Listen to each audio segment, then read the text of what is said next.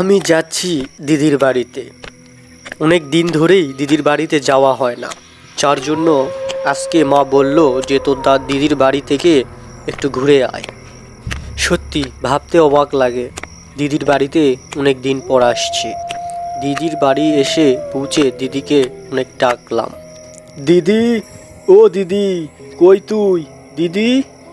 দিদি তড়িহড়ি করে লণ্ঠন একটা হাতে নিয়ে এসে বলল যে, কিরে দাদা, তুই এখানে কখন আসলি? হ্যাঁ রে দিদি, এই তো এইমাত্র কেবল আসলাম। আর বল, বাড়ির সবাই কেমন আছে? বাবা মা ভালো আছে তো? হ্যাঁ রে দিদি, বাড়ির সবাই ভালো আছে। আর তুই ভালো আছিস তো? হ্যাঁ, ভালো আছি। সব গল্প এখানেই বলবি না ভিতরে যাবি? চল ভিতরে চল। হ্যাঁ রে দিদি, চল চল ভিতরে যাওয়া যাক, চল। আমি ঘরে এসে ভাবলাম যে একটু বাজারের দিক থেকে ঘুরে আসা যাক।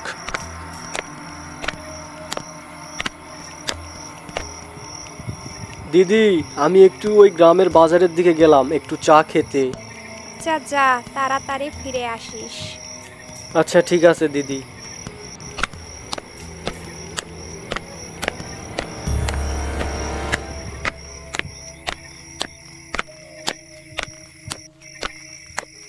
একটু যেতেই দেখলাম যে আকাশে ঘন ধোঁয়ায় একদম ছেয়ে গিয়েছে, মনে হয় বৃষ্টি আসবে।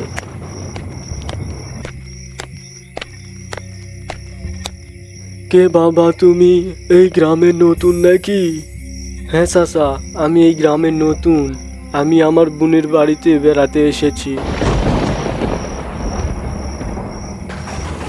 যাক বাবা, আকাশে তো অনেক বিদ্যুৎ চমকাচ্ছে, মনে হয় বৃষ্টি আসবে। শোনো বাবা, তুমি নতুন এই গ্রামে, তুমি জানো না যে এই গ্রামে কি কি থাকে। এই গ্রামে তেনাদের বাস। তুমি রাত গভীর হওয়ার আগেই তুমি এখান থেকে তুমি বাসায় চলে যাও, তাছাড়া তুমি বিপদে পড়ে যাবে। এরই মধ্যে আকাশে দেখলাম যে বিদ্যুৎ চমকাচ্ছে। তারপর দেখতেছি যে চাচা ওখান থেকে উঠে বাড়িতে যাচ্ছে। কিছুক্ষণ পর দেখলাম যে ঝুমঝুম করে বৃষ্টি নেমে আসলো। এই নাও, বৃষ্টি চলে আসলো। এখন বাড়ি যাব কিভাবে? বাবু, একটু পর বৃষ্টি সেরে যাবে, তারপর বাড়ি যায়। তুমি তাহলে একটা কাজ করো, আমাকে এক কাপ চা দাও। এই ঝুমঝুম বৃষ্টির মাঝে এক কাপ চা না হলে চলে না। তুমি তাই করো, এক কাপ চা আমাকে দাও, আমি খাই। বাবু, একটা কথা বলি শুনুন।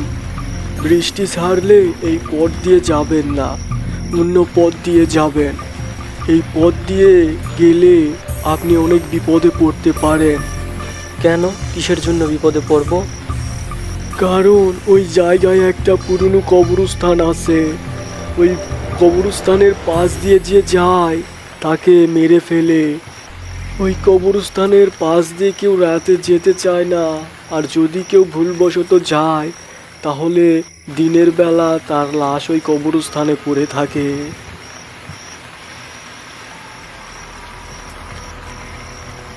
রামুদা, থাকেন, বৃষ্টি থেমে গিয়েছে, আমি বাড়িতে যাই।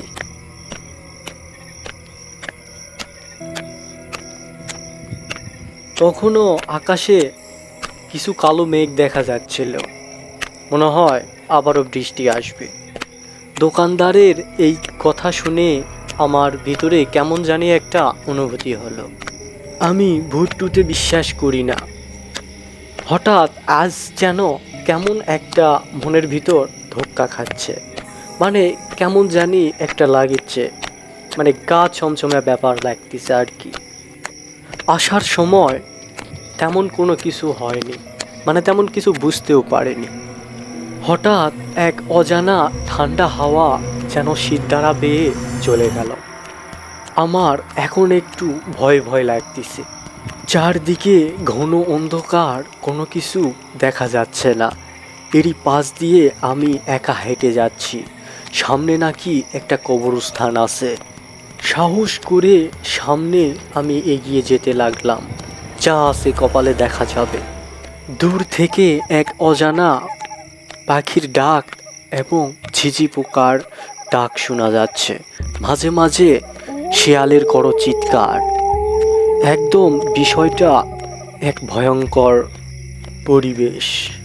হাঁটতে হাঁটতে সেই পুরনো কবরস্থানের পাশে চলে আসলাম। এসে যা দেখলাম তা একদম দেখার জন্য প্রস্তুতি ছিলাম না।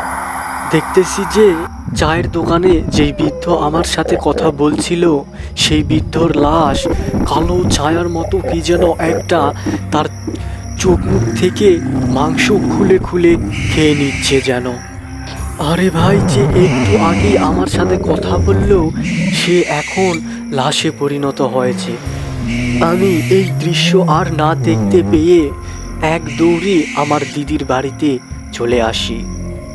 আমি দৌড়াই আর মনে মনে ভাবি যে এটা আমার মনে হয় চোখের ভুল।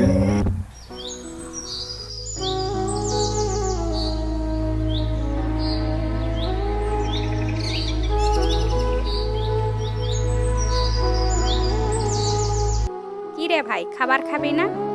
আয় জলদি আয়, খাবার দিছি, আয়। হ্যাঁ দিদি, যা, আমি যাচ্ছি।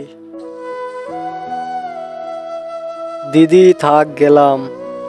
ঠিক আছে, আবার আসিস।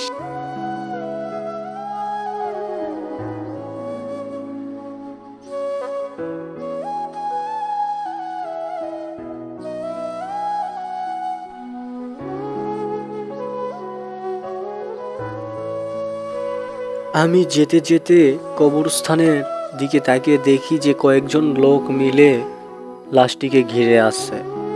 এটা দেখে আমার বিশ্বাস হয় যে কালকের রাতে যে ঘটনাটা ঘটেছিল সেটা সত্যিই দেখছি।